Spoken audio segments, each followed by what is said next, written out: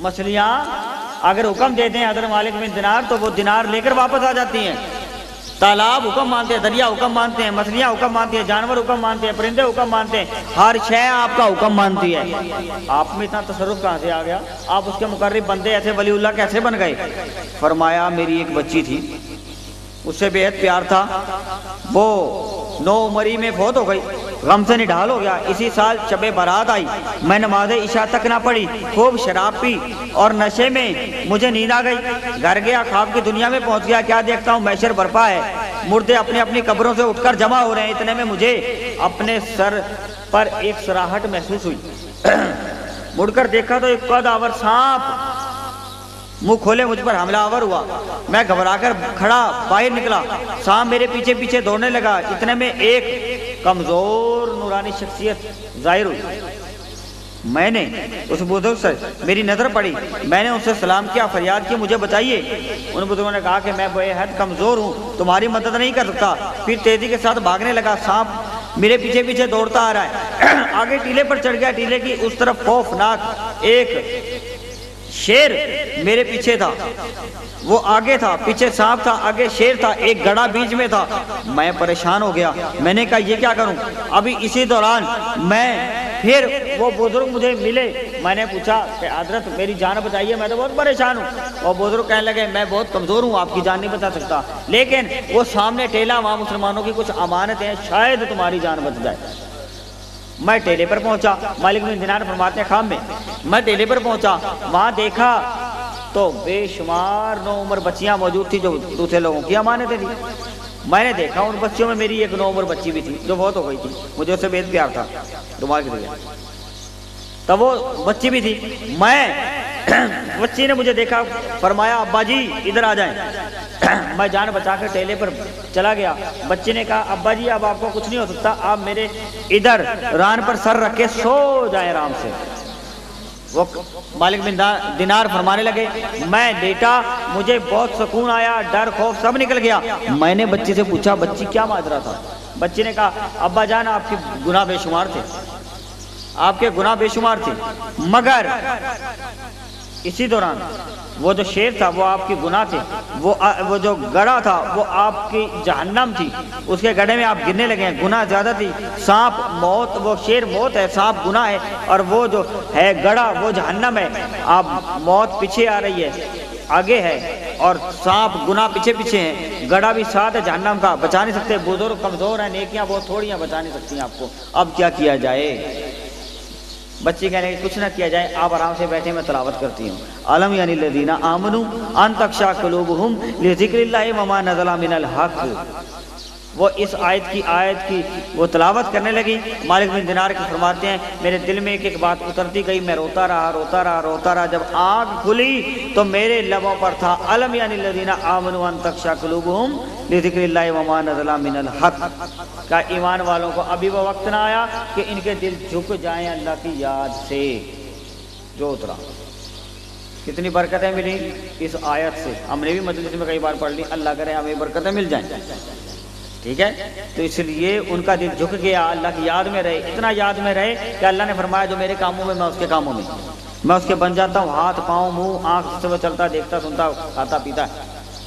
अल्लाह ने फरमाया हदीस कुदसी में जो मेरा हो जाता है मैं उसको, मालिक बिन दिनार उसके हो गए वो उसका हो गया, फिर जो वो कहता था अल्लाह वो करता था। ऐ काश के ऐसे बंदे बन जाए, ऐ काश के ऐसे बंदे बन जाए। निदामत से गुनाहों का इजाला कुछ तो हो जाता, हमें रोना भी तो आता नहीं, हाय निदामत से। हदीस पाक हज़रत अबू हुरैरा रज़ियल्लाहु अन्हु रिवायत करते हैं, अब सुनते जाइएगा। आका अलैहिस्सलाम ने फरमाया, बड़ी काम की हदीसें हैं, कभी नहीं सुनी होंगी। आका अलैहिस्सलाम ने फरमाया, अल्लाह पाक ने फरमाया, हदीस कुदसी हो गई, हज़ूर ने फरमाया कि अल्लाह पाक ने फरमाया, रिवायत किनसे है? अबू हुरैरा रज़ियल्लाहु अन्हु से, ना तो 2 खौफ इकट्ठे जमा करूंगा, ना 2 अमन इकट्ठे जमा करूंगा। तवज्जो तलब बात है। अल्लाह पाक ने फरमाया वो शख्स जो दुनिया में मेरे खौफ में रहा, मेरी याद में जिसका दिल झुक गया, اور جس نے دنیا کی زندگی میں میری خوف میں، میری خشیت میں، میرے رونے میں مجھ سے ڈر کر گزار دی، میرے عذاب سے ڈر کر بسر کر دی، اس نے دنیا میں میرا خوف اپنے اوپر طاری کر لیا، تو سو میں قیامت کے دن اس کے خوف کو ختم کر کے امن میں بدل دوں گا۔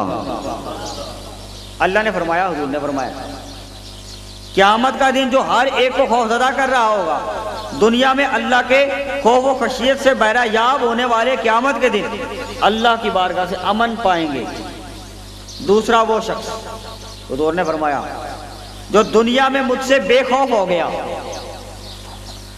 دنیا میں مجھ سے بے خوف ہو گیا، نڈر ہوا، اس نے پوری زندگی بے خوف ہو کر میری نافرمانی میں، دنیا کی طلبی میں اور دنیا کے عیش اور لذتوں میں غرق ہو کر گزار دی، فرمایا اب قیامت کے دن اس کو خوف زدہ کر دوں گا۔ بہقی شریف میں یہ حدیث پاک موجود ہے۔ وہ قیامت کا دن، وہ قیامت کا خوف ان لوگوں کے لیے ہے جو دنیا میں اللہ کے خوف میں رہے، اور قیامت کا دن امن ان لوگوں کے لیے جو اللہ کے خوف میں رہے، اور جو بے خوف رہے وہ قیامت کے دن اللہ پاک ان کو خوف زدہ کر دے۔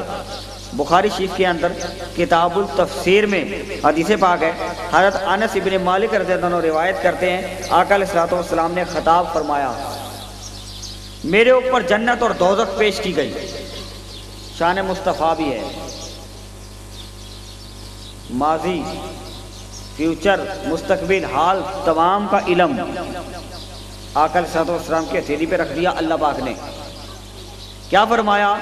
کتاب تفسیر بخاری شریف کی حدیث پاک ہے، حضرت انس بن مالک رضی اللہ عنہ روایت کرتے ہیں، آقا علیہ الصلوۃ والسلام نے فرمایا، میرے اوپر جنت اور دوزخ پیش کی گئی، میں نے جنت اور دوزخ کو دیکھا، اور لوگوں کے خیر اور شر کے انجام اس تفصیل کے ساتھ مجھے پیش کر دیے گئے، پہلے کبھی بھی نہ دیکھے تھے۔ حضور نے فرمایا، آقا علیہ الصلوۃ والسلام، اس کی جو تفسیر ہے، اس کی تھوڑی سی بات یہ بیان کر دوں کہ شان اقدس یہ ہے کہ فرمایا میں جنت کے دروازے پر کھڑا ہو گیا، حضور فرماتے ہیں کہ میں جنت کے دروازے پر کھڑا ہو گیا اور میں نے اس میں داخل ہونے والوں کی کثرت غریبوں کی دیکھی۔ حضور فرماتے ہیں کہ میں جنت کے دروازے پر کھڑا ہو گیا اور میں نے اس میں جو کثرت دیکھی وہ غریبوں کی، مسکینوں کی، یتیموں کی، محتاجوں کی دیکھی جو جنت میں جا رہے ہیں۔ حضور جنت کے دروازے پر کھڑے ہیں اور جاتے ہوئے لوگوں کو دیکھ رہے ہیں، غریب جا رہا ہے، محتاج جا رہا ہے، فقیر جا رہا ہے، مسکین جا رہا ہے، یتیم جا رہا ہے، کہتے ہیں میں نے کثرت دیکھی۔ حضور فرماتے ہیں اب سوال یہ پیدا ہوتا ہے کہ آقا علیہ الصلوۃ والسلام فرماتے ہیں کہ میں نے جنت اور دوزخ کو دیکھی، فلاں جنت میں لطف اندوز ہوتے دیکھا، فلاں کو دوزخ میں غوطہ زن دیکھا، فلاں کو جنت میں لطف اندوز ہوتے دیکھا، فلاں کو دوزخ میں غوطہ زن دیکھا۔ تو جنت، ابھی کسی کا جنت میں داخلہ ہی نہیں ہوا، ابھی ہوا داخلہ، کسی کا فیصلہ سنا تو قیامت میں ہوگا۔ بات سمجھنے والی ہے، ٹھیک ہے؟ ابھی تو جنت کا فیصلہ ہی نہیں ہوا، دوزخ کا فیصلہ ہی نہیں ہوا، کسی کا داخلہ ہی نہیں ہوا، یہ تو قیامت کے حساب و کتاب کے آخر میں بعد میں ہوگا۔ وہ جنت کا دخول، دوزخ کا دخول لوگوں کا جو قیامت کے 50,000 سال کے بعد حساب و کتاب شفاعت کے پورے معاملے کے اختتام پر ہوگا، اس کا ابھی کوئی وجود ہی نہیں ہوا، کوئی اسی وجود ہی نہیں آیا، ابھی آخرت قائم ہی نہیں ہوئی اور ابھی اس کا وہ معاملہ رونما ہی نہیں ہوا۔ آقا علیہ الصلوۃ والسلام کی ذات مبارک کے لیے اللہ پاک نے ماضی جو ہو چکا وہ، اور جو آنے والا ہے وہ، جو گزر رہا ہے وہ، کائنات کے تمام زمانے اللہ پاک نے آقا علیہ الصلوۃ والسلام کی ہتھیلی پر رکھ دیے۔ بات سمجھنے والی ہے، پتہ نہیں کوئی سمجھا یا نہ سمجھا۔ میں تو شان مصطفیٰ بیان کی، آقا کی شان یہ ہے کہ جو ماضی گزر چکا، جو حال گزر رہا ہے، جو مستقبل فیوچر آنے والا ہے، قیامت میں جو معاملہ ہونے والا ہے، آقا اس کو آج ایسے دیکھ رہے ہیں ہتھیلی پر کہ میں نے جنت میں دیکھا، کتاب حساب و کتاب کے بعد جو معاملہ پیش ہوگا حضور آج دیکھ رہے ہیں اور آج بیان فرما رہے ہیں، اور جو معاملہ اتنی دیر بعد ہونا ہے، فیوچر میں ہونا ہے، اتنی دیر بعد جو دیکھنے والا ہے، اللہ پاک نے آقا علیہ الصلوۃ والسلام کی بارگاہ میں تمام زمانے ہتھیلی پر رکھ دیے ہیں۔ وما ہوا علی الغیب بدانین، سورہ تکویر میں اللہ پاک فرماتا ہے کہ یہ غیب بتانے والے نبی ہیں، اس میں جھوٹے نہیں ہیں، بخیل نہیں ہیں، یہ غیب کی خبریں دیتے ہیں، فیوچر کی خبریں دیتے ہیں. ٹھیک ہے، یہ شان ہے آقا کی. اچھا، پھر آقا علیہ الصلوۃ والسلام لوگوں قیامت کے احوال کی نسبت اور قیامت کے دن جو کچھ ہونے والا ہے، مرنے کے بعد جو کچھ ہونے والا ہے، جو کچھ علم اس کا میں رکھتا ہوں. اب حضور نے فرمایا اس کا علم جو میں رکھتا ہوں، اگر وہ علم کا کچھ حصہ تمہیں بھی مل جاتا اور جو کچھ میں جانتا ہوں تم بھی جان لیتے. میں نے تو مسکینوں، یتیموں، فقیروں کو، محتاجوں کو تمام کو جنت میں دیکھ لیا ہے، اور غوطہ زن ہوتے جہنمیوں کو بھی دیکھا. اب حضور فرماتے ہیں کہ اس کا جو علم میں رکھتا ہوں، قیامت کا علم جو میں رکھتا ہوں، حساب و کتاب کا معاملہ میں رکھتا ہوں، قبر کے حالات کا معاملہ کا میں جو علم رکھتا ہوں، اگر تمہیں بھی علم ہو جاتا تو کیا کرتے؟ مسکرانا روٹ جاتا تمہارا مسکرانا روٹ جاتا، اور ہر وقت تم روتے زیادہ، ہر وقت تم روتے زیادہ اور ہنستے کم. فرمایا تم راحت و آرام کے بستروں کو چھوڑ دیتے، چیخو پکار کرتے، روتے روتے جنگلوں کی طرف چلے جاتے. اگر تمہیں ان حقائق کی خبر ہو جاتی کہ قیامت میں کیا کچھ ہونے والا ہے، قبر میں کیا کچھ ہونے والا ہے، جن حقائق سے اللہ پاک نے مجھے آگاہ کر دیا، تمہیں خبر ہو جاتی تو تم ہنستے کم روتے زیادہ. یہ تو مجھے علم ہے جو میں نے تمہیں بتا دیا.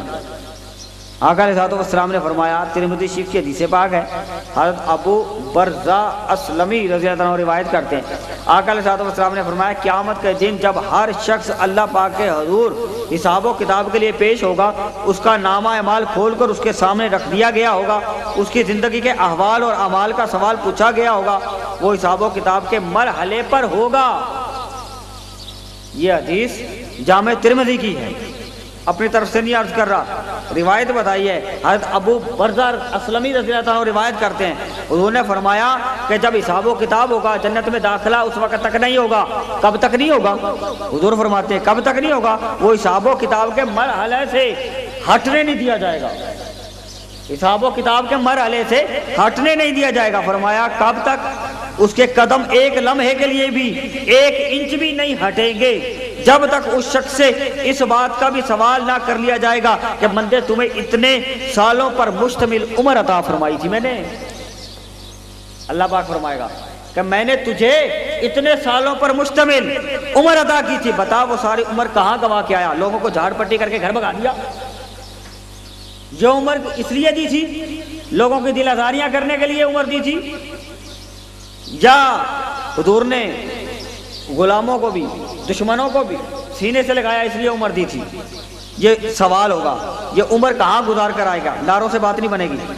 سالوں پر مشتمل عمر بتا کہاں گوا کر آیا؟ ساری عمر کہاں گوا کر آیا؟ وہ عمر کس کام میں لگا کر آیا؟ اس سوال کا اب یہی سوال بھی ہوگا، یہ عمر کس کام میں لگا کر آیا؟ پھر سوال ہوگا، اے بندے تجھے اتنا علم عطا کیا تھا، اس پر کہاں تک عمل کیا؟ کہاں تک عمل کیا؟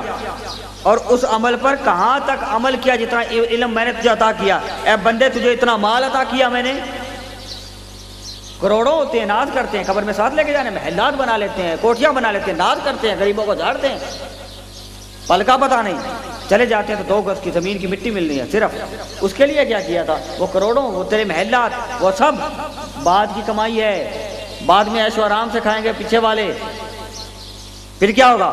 اے بندے، آقا علیہ الصلوۃ والسلام نے فرمایا، میں حدیث سنا رہا ہوں، سیاستہ کی حدیث ہے، وہ من گھڑک اپنی طرف سے حدیث گھڑ کے نہیں لے آیا، معاذ اللہ. اے بندے تجھے اتنا مال عطا کیا، بتا وہ مال تو نے کس